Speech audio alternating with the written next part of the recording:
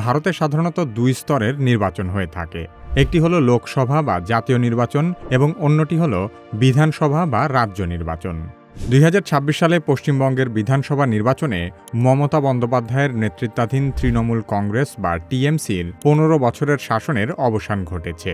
এবার ভারতীয় জনতা পার্টি বা বিজেপি পশ্চিমবঙ্গে ঐতিহাসিক বিজয় অর্জন করেছে।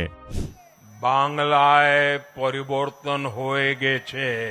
পশ্চিমবঙ্গ রাজ্যের 294 আসনের মধ্যে বিজেপি 206 থেকে 7টি আসন পেয়েছে।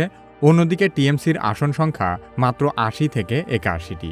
বিজেপি স্পষ্ট সংখ্যাগরিষ্ঠতা পেয়ে প্রথমবারের মতো পশ্চিমবঙ্গে সরকার গঠন করতে যাচ্ছে।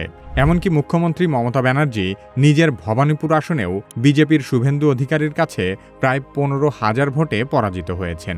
যদিও এই নির্বাচনকে ঘিরে কেন্দ্রীয়ভাবে ক্ষমতাসীন বিজেপি সরকারের বিরুদ্ধে নানা ধরনের অভিযোগ আছে এবং মমতা ব্যানার্জিও পরাজয়ের পর পদত্যাগ করতে অস্বীকার করেছেন। যদি কেউ মনে করে যে আমি কি রেজিগনেশন দিতে হবে, নো, নট দ্যাট। আমরা কিন্তু হারিনি, আমাদের 100 সিট জোর করে লুট করা হয়েছে। তিনি নির্বাচনের ফলাফলকে ষড়যন্ত্র বলে আখ্যা দিয়েছেন। মমতার দাবি, নির্বাচন কমিশন এবং কেন্দ্রীয় সরকারের সহায়তায় বিজেপি ভোট লুট করেছে এবং 100টির বেশি আসন জোর করে কেড়ে নিয়েছে। 2011 সালে বামফ্রন্টের 34 বছরের শাসনের অবসান ঘটিয়ে মমতা ক্ষমতায় এসেছিল। এবারের নির্বাচনে মমতা ব্যানার্জির 15 বছরের নিরঙ্কুশ ক্ষমতার পতন ঘটল। মমতা ব্যানার্জির রাজনৈতিক উত্থান কেমন ছিল, কী কারণে এবার তৃণমূল কংগ্রেসের পতন হলো এবং বিজেপির বিরুদ্ধে নির্বাচনে কী ধরনের কারচুপির অভিযোগ উঠেছে সে সম্পর্কে আলোচনা করা হবে কি কেন কিভাবে এই পর্বে।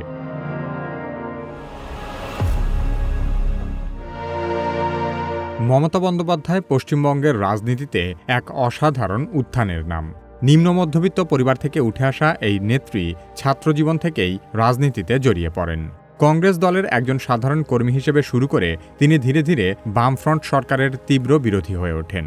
হাওয়াই চপ্পল পরে রাস্তায় নেমে আন্দোলন করা, সাধারণ মানুষের সঙ্গে সরাসরি কথা বলা এবং কখনো আপোষ না করার মনোভাবের কারণে তাকে অগ্নিকন্যা উপাধি দেওয়া হয়েছিল।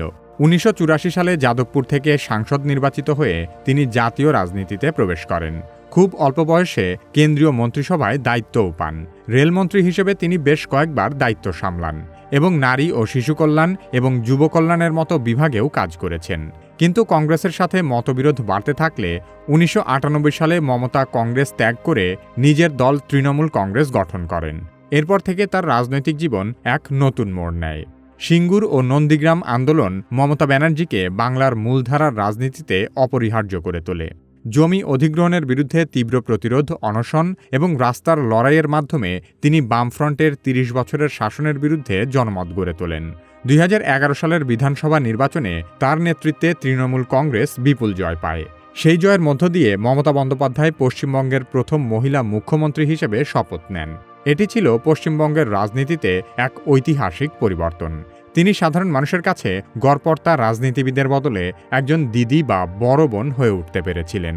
15 বছরের শাসনকালে মমতা বন্দ্যোপাধ্যায় নারী ক্ষমতায়ন, সংখ্যালঘু সম্প্রদায়ের উন্নয়ন, কন্যাশ্রী, রূপশ্রী, সমব্যথী সহ নানা জনকল্যাণমূলক প্রকল্প চালু করেছিলেন। গ্রামীণ এলাকায় তার জনপ্রিয়তা ছিল অসাধারণ। তবে এই সময়ে দুর্নীতির অভিযোগ, সিন্ডিকেট রাজ, শিক্ষক নিয়োগ কেলেঙ্কারি, আরজেকর কাণ্ড এবং আইন শৃঙ্খলার অবনতির মতো বিষয়গুলোও তার সরকারের বিরুদ্ধে বড় অসন্তোষ তৈরি করে। দীর্ঘদিন ক্ষমতায় থাকার ফলে সাধারণ মানুষের মধ্যে পরিবর্তনের আকাঙ্ক্ষা জন্ম নেয়। 2026 সালের বিধানসভা নির্বাচন সেই অসন্তোষের বহিঃপ্রকাশ। দীর্ঘদিন সরকারে থেকে নৈরাজ্য নিয়ন্ত্রণ করতে না পারার কারণে তৃণমূল কংগ্রেস বড় ধাক্কা খায়। এই পরাজয়ের মধ্য দিয়ে মমতা ব্যানার্জির 15 বছরের শাসনের অবসান ঘটে। তবে রাজনৈতিক বিশ্লেষকেরা মনে করেন মমতা বন্দ্যোপাধ্যায় পশ্চিমবাংলার রাজনীতিতে এক অমোঘ অধ্যায় রচনা করেছেন। তিনি বামফ্রন্টের দীর্ঘ আধিপত্য ভেঙেছেন, মহিলাদের রাজনীতিতে নতুন করে স্থান করে দিয়েছেন এবং আঞ্চলিক নেতৃত্বের এক শক্তিশালী উদাহরণ স্থাপন করেছেন। 2026 সালের বিধানসভা নির্বাচনের ফলাফলকে পশ্চিমবঙ্গের রাজনীতিতে বড় ধরনের ভূমিকম্প বলা যায়। নির্বাচনের ফলাফল অনুসারে বিজেপি পেয়েছে প্রায় 45.84% ভোট, যেখানে তৃণমূল কংগ্রেস পেয়েছে প্রায় 40.80%। ভোটের ব্যবধান খুব বেশি না হলেও আসনের ব্যবধান অনেক বেশি। ভারতীয় জনতা পার্টি 294 আসনের মধ্যে 206 থেকে 207টি আসন দখল করে ঐতিহাসিক বিজয় অর্জন করেছে।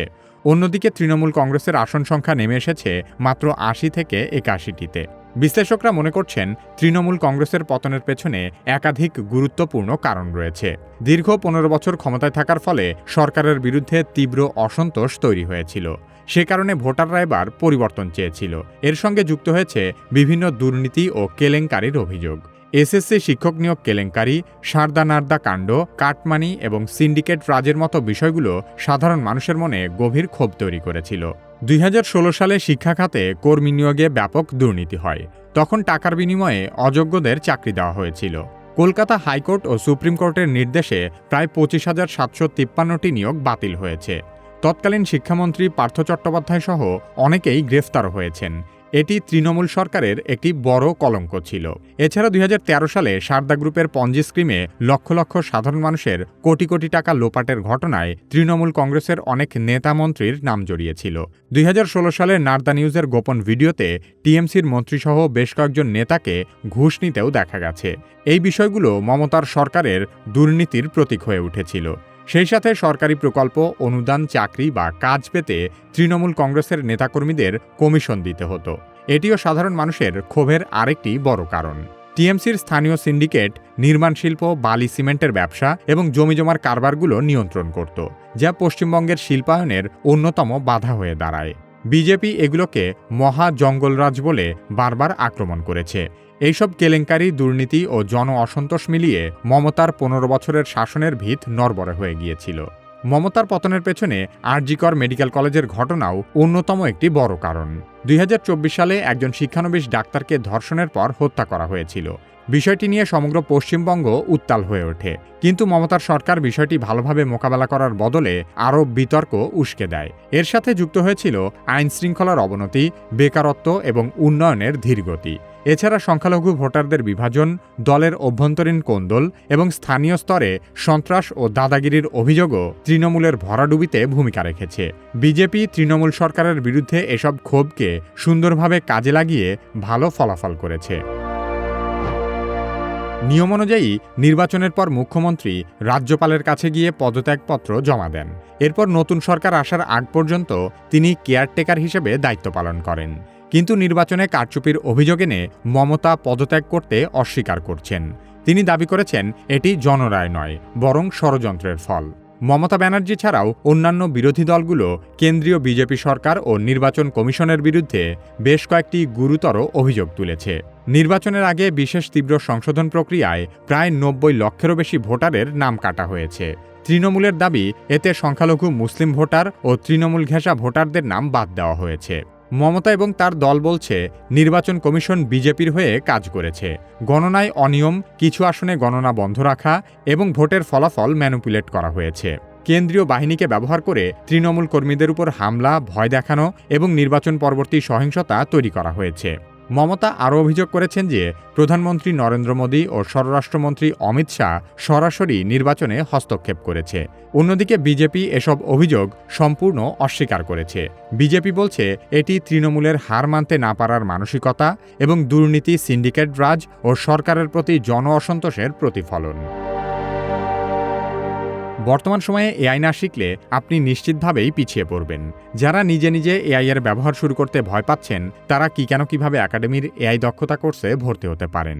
ভিডিও ডেসক্রিপশন ও পিন কমেন্টে কোর্সের লিংক দেওয়া আছে।